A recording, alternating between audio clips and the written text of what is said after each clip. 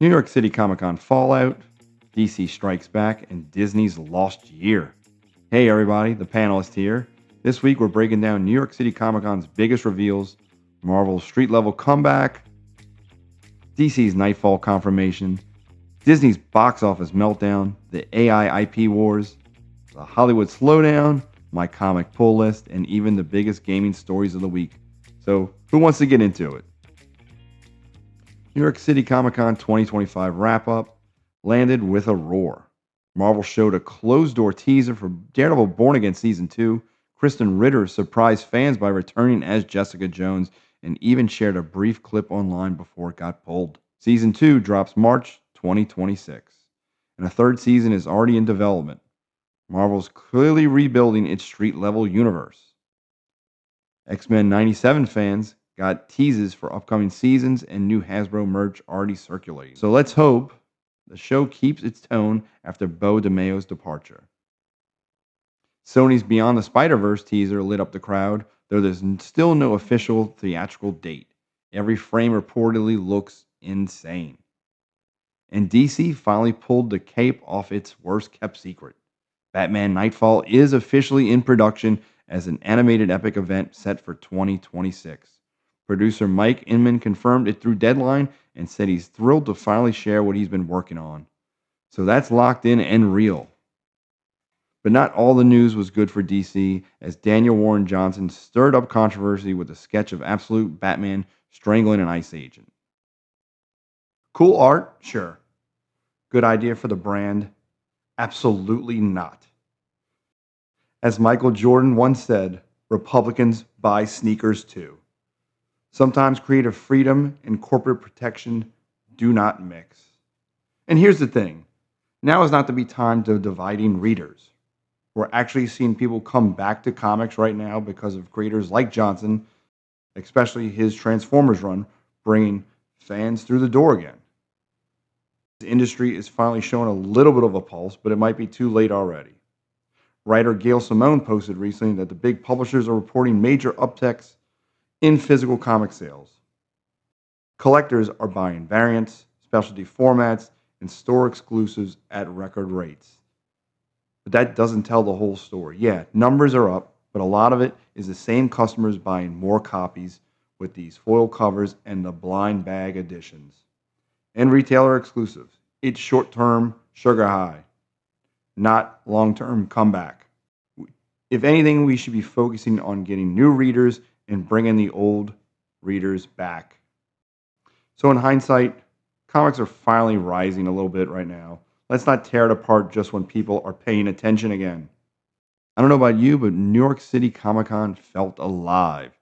It seemed like it had cooler drops this year than San Diego Comic Con. Now, I don't know if that's just because how everything was going and because Fantastic Four and Superman already came out before San Diego Comic Con, and this had better times for previews, but it seemed that they were hitting very hard this year with Marvel regrouping, trying to do the street levels.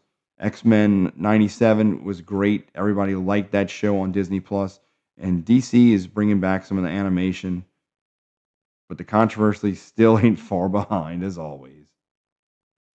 Marvel streaming updates. Outside the con, Marvel's lineup is stacking up with Daredevil Born Again, as we were just talking about, hitting on March 2026, with Season 3 already greenlit. X-Men 97 figures already popping up, and Vision Quest is quietly moving toward its 2026 Disney Plus debut.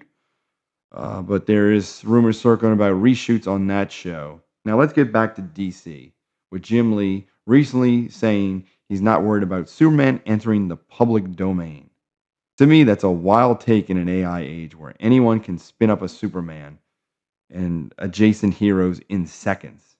If Disney can lose Mickey and Warner shrugs at Superman, that's very bad news. I know for a fact Mark Millar talked about on his podcast that he pitched a Superman story when he had a break from his Netflix deal.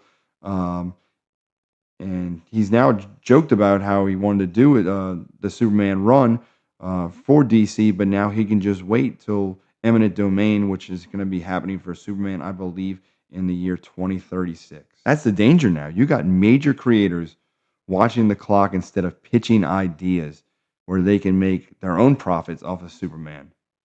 So the future of comics isn't about art and style anymore. It's about ownership.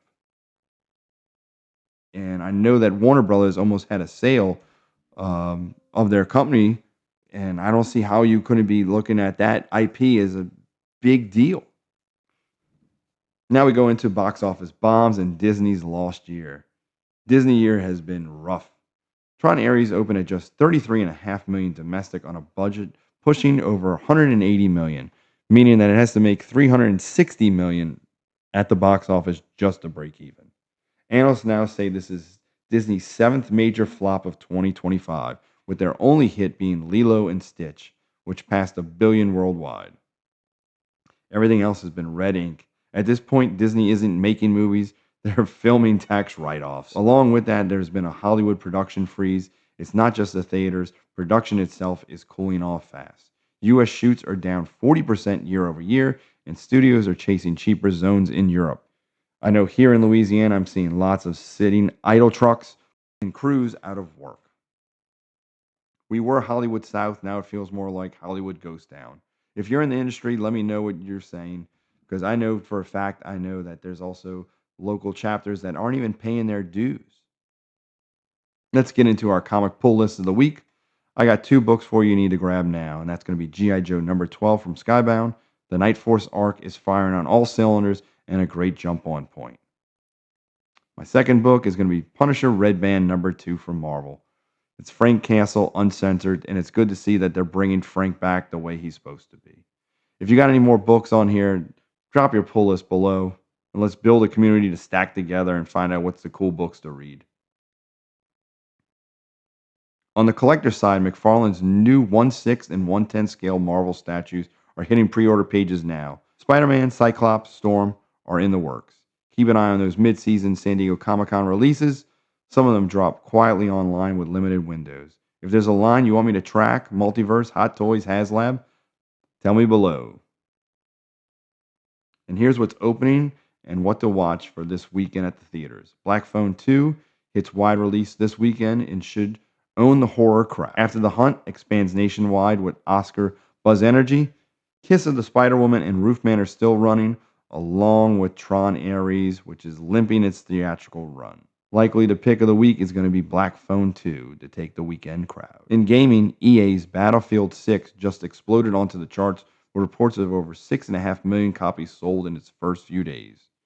Stream charts are through the roof, and even the beta beat Call of Duty's player count. But the real question is, can it keep up this momentum? EA's history has been big launches and short patience, and hopefully they learn their lessons from Star Wars Battlefield. I, for one, see that they're doing everything right compared to Call of Duty Black Ops, where the skins of Jay and Silent Bob are just messing with people, and it just feels more Fortnite than Call of Duty. So they have a real shot at gaining some momentum and having people try something new with this new Battlefield 6. Meanwhile, Sucker Punch's Ghost of Yotai is facing backlash around its lead voice actor, Erika Ishii, as tweets have resurfaced with her arguing her politics and also saying she is Antifa.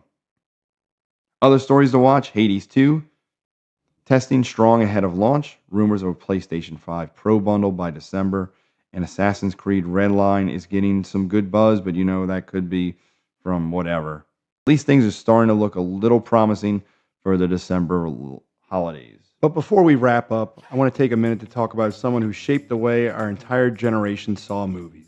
The legendary poster artist Drew Struzan just passed away this week at 78. If you ever walked into a theater in the 80s or 90s, you've seen his work.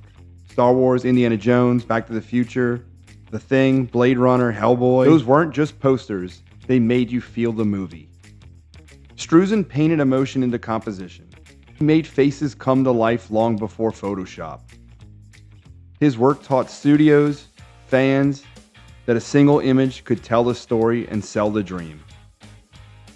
As someone who loves comics and pop culture, I can tell you his influence is everywhere. From variant covers to fan prints, Drew Struzan will live on forever.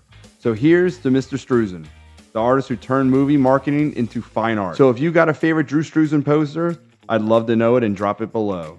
For me, it's Indiana Jones and the Temple of Doom, along with Empire Strikes Back and Masters of the Universe. All right, so that's how we're going to close this week, honoring a legend who painted our imagination. So now on to the outro. And that's going to be a wrap for this week in Panels, Pixels, and Pop Culture.